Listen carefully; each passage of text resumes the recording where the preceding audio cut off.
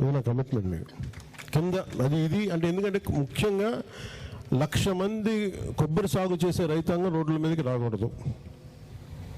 దానికి comprehensive plan, ఒక సమగ్రమైన ఒక ప్రణాళికతోనే మీ దగ్గరికి వస్తాను నేను. దాంట్లో ఈ శంకర్ గుప్తం డ్రైన్ అనేది ఒక చిన్న భాగం అంతే. ఇది నేను భూతద్దంలో చెప్పి మేము అద్భుతం చేసామని చెప్పను. ఇది సమగ్రమైన ప్లాన్లో ఇది ఒక చిన్న భాగం అంతే. నా కోరిక ఏముందంటే, నా మనసులో కోరిక, నా ఆశ కానీ ఇందాక కలెక్టర్ గారు చెప్పినట్టుగా ఎంటైర్ ఎర్స్ట్వైల్ ఈస్ట్ గోదావరి ఈ 3,500 కోట్లతోటి ఈ డ్రైనేజ్ని, ఈ పూడికల్ని మొత్తం కాలువల మరమ్మతులకి చేయాలి. ఎందుకంటే ఇది గోదావరి జిల్లాలో అన్నపూర్ణ అంటారు. రాష్ట్రం విడిపోవడానికి కూడా కారణం గోదావరి జిల్లాలో పచ్చదనమే. ఆ శాపం తగిలేసినట్టుంది. ఈరోజు గోదావరి జిల్లాలో మొత్తం కొబ్బరి చెట్లతోటి, తెలంగాణ నాయకులంతా అంటారు కొబ్బరి చెట్లతో చాలా ఆనందంగా ఉంటుంది, మీరు ఏమంటుందని పచ్చదనంతో చాలా బాగుంటుందండి. ఈరోజు కొబ్బరి చెట్లు ముండలు కూడా లేవు, అంత దిష్టి తగిలింది కోనసీమకి. సో నాకు నిజంగా చాలా బాగా, కళ్ళ ముందు ఒక మొక్క ఎదిగి ముండులు లేకుండా పడుతుంటే ఒక నిలువెత్తి ఎదిగిన బిడ్డ చచ్చిపోయినట్టే ఉంటుంది. ఆ బాధ నాకు తెలుస్తుంది, చాలా కన్నీరు ఉంటుంది. ఇది మీ దగ్గర పొలిటికల్ ఉపన్యాసాలకైతే నేను రావాలా. నిజంగా నేను మీ ఇంట్లో వాడు ఒకటిగా ఒక బాధ ఎలా ఉంటుందో, ఒక కొబ్బరి చెట్టుని పెంచి దాన్ని కోల్పోతే ఎంత బాధ ఉంటుందో ఆ బాధతో వచ్చాను ఇక్కడికి నేను. సో నేను మీకోసం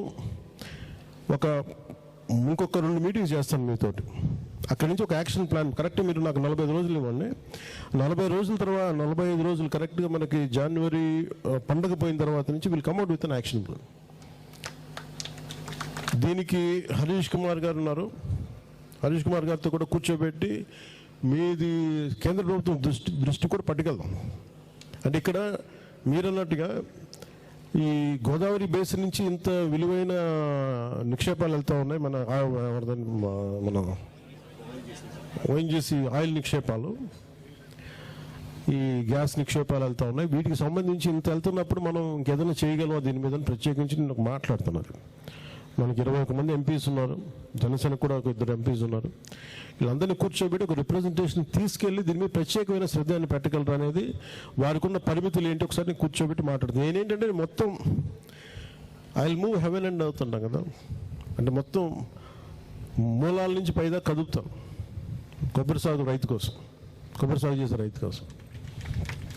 ఎందుకంటే నాకు దీనికి తగిలినంత దృష్టి, నరుడి దృష్టికి నవరాయన పగిలిపోతుంటారు. అలాంటిది కోనసీమ పచ్చదనం ఎంతమంది కళ్ళలో పడి వాళ్ళందరూ దృష్టి తగిలి ఈరోజు మొండేలతో కొబ్బరి చెట్లు ఉన్నాయంటే దీనికి ఇంకా మనం కరెక్ట్ చేసుకోవాల్సిన అవసరం ఉంది, దీన్ని సరిదిద్దుకోవాల్సిన అవసరం ఉంది.